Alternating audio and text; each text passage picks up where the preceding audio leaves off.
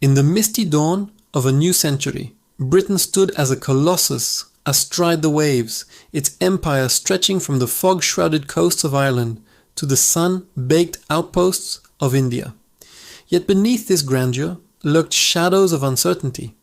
It was 1800, and the air was thick with the scent of gunpowder from the French Revolutionary Wars. King George III, his mind frayed by illness, clung to the throne while Prime Minister William Pitt the Younger wrestled with a fractured realm. The stakes could not have been higher. A restless Ireland, simmering with rebellion, threatened to unravel the fragile threads of unity. Failure here meant not just the loss of a neighbour, but the crumbling of Britain's defences against the revolutionary fervour sweeping Europe. That year, in a desperate bid for consolidation, Parliament passed the Act of Union. On May 5, 1800, the kingdoms of Great Britain and Ireland fused into one, the United Kingdom of Great Britain and Ireland, effective from the first stroke of midnight, on January 1, 1801. Irish voices cried foul. Their parliament dissolved like smoke in the wind, replaced by a mere 100 seats at Westminster. The consequences rippled far. It quelled immediate uprisings but sowed seeds of resentment that would fester for generations. Britain gained manpower and ports for its navy, vital bulwarks against the French menace. Yet the Union's price was steep, economic disparities widened, and Catholic emancipation, promised but delayed, left wounds that time would only salt. Across the Channel, the spectre of Napoleon Bonaparte loomed larger than ever.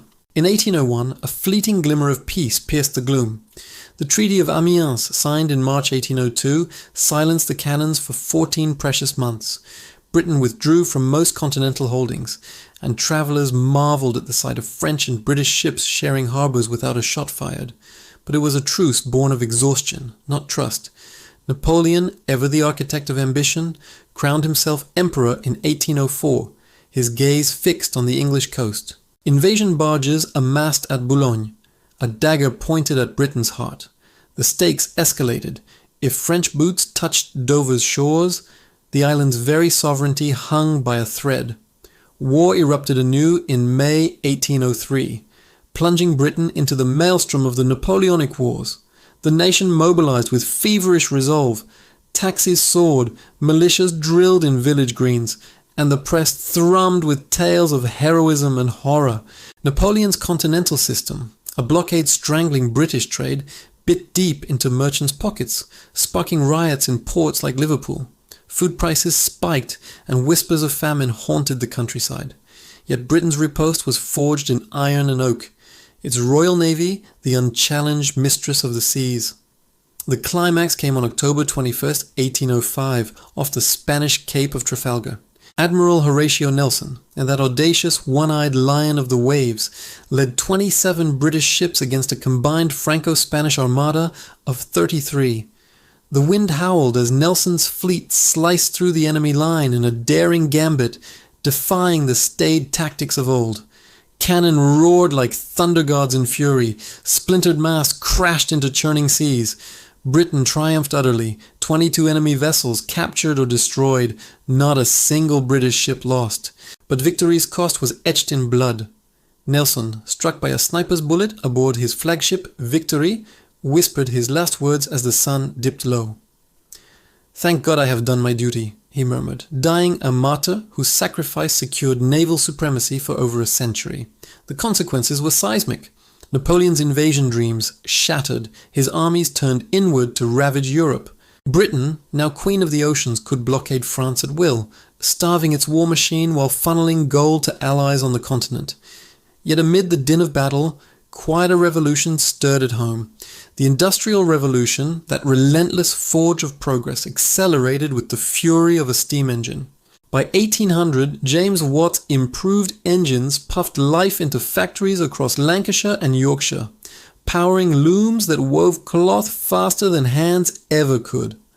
Cotton mills mushroomed, their spindles a symphony of clatter, drawing hordes from rural idols to smog-choked towns. Manchester swelled from 75,000 souls in 1801 to a teeming 200,000 by decade's end. its canals choked with coal barges. Ironworks belched fire, railways whispered of futures unborn, George Stephenson's prototypes chugged their first tentative miles. But progress bore a cruel edge. Child labourers toiled in dim shafts, their lungs black with soot, while Luddite hammers smashed machines in futile rage against jobless despair. The stakes for Britain's workers were survival itself. Wealth poured into imperial coffers, funding the war chest, but inequality yawned like an abyss, birthing a restless proletariat. In 1807, a moral thunderbolt struck Parliament's halls. William Wilberforce, the tireless Quaker conscience, had campaigned for 2 decades against the slave trade's barbarity. On March 25th, King George III affixed his seal to the Abolition of the Slave Trade Act, effective May 1st. No longer could British ships chain human cargo across the Atlantic. Captains faced ruinous fines, vessels seizure. The consequences cascaded. Over 800,000 enslaved souls in British colonies remained bound until 1833, but the trade's demise crippled rivals like Spain and Portugal, bolstering Britain's ethical high ground. Naval patrols, now free from complicity, hunted slavers with righteous zeal. It was a victory of principle over profit, proving that even in war's shadow, humanity could claim a foothold. The decade's tempest did not relent. In September 1807, to thwart Napoleon's grasp on Denmark's fleet, Britain unleashed a preemptive storm on Copenhagen. Bombardments reduced the city to rubble. 2,000 Danish dead littered the streets as the British seized 18 warships. Retaliation came swift. Napoleon tightened his blockade, igniting the Peninsular War in 1808. British troops under Arthur Wellesley, future Duke of Wellington, landed in Portugal, igniting a guerrilla inferno that bled French legions dry. By 1810, as the decade closed, Britain teetered on exhaustion's brink.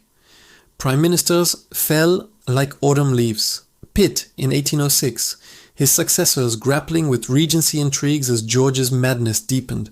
Assassin's knives flashed twice at the king, in 1800 and 1804, underscoring the era's frayed nerves.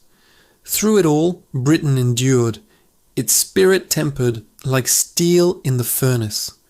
The Union forged resilience. Trafalgar's ghosts guarded the waves. Abolition's light pierced imperial darkness. Industry's roar heralded a new age. Yet the scars ran deep. Irish grievances, urban squalor, war's endless toll. As 1810 dawned, Napoleon still bestrode Europe, but Britain's defiance had tilted the scales. The little island that refused to kneel had not just survived a decade of dragons, it had begun to slay them, reshaping the world in fire and forge.